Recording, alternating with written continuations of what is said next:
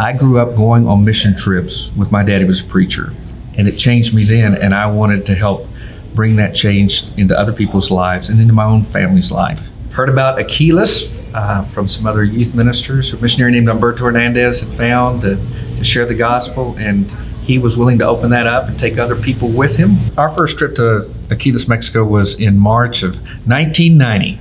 We took a group of 22.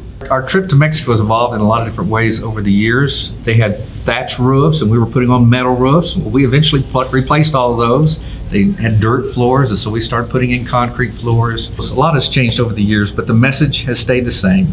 Meet a physical need, open up their hearts so that they can receive the gospel for their spiritual needs.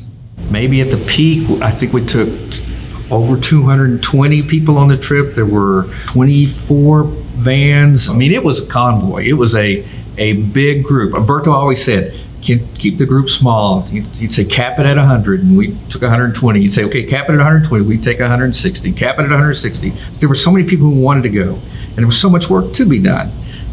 We allowed God to bring the people that He wanted to go on the trip.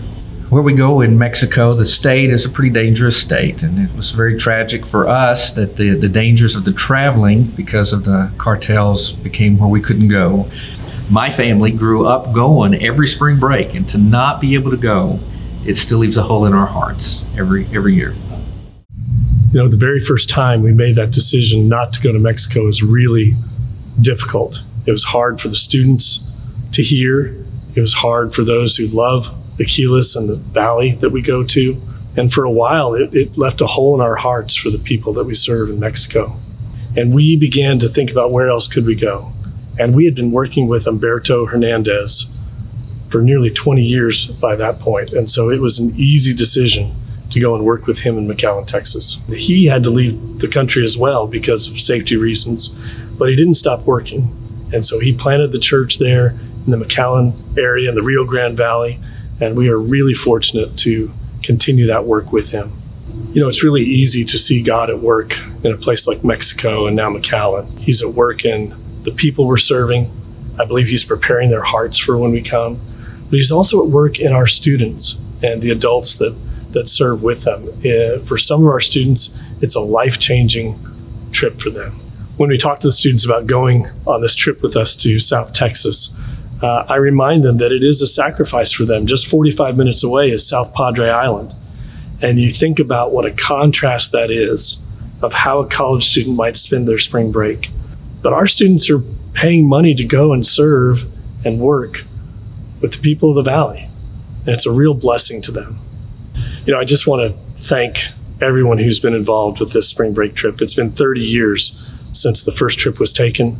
And it means so much to the campus ministry, and I hope it means as much to the church.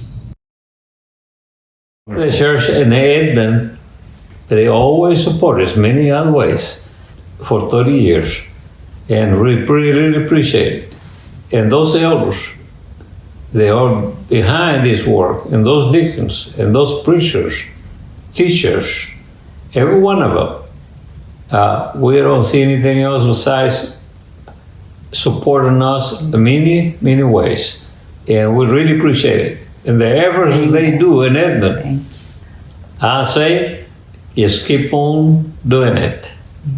Don't back up on any work that accomplish what we must accomplish. Find souls for Christ.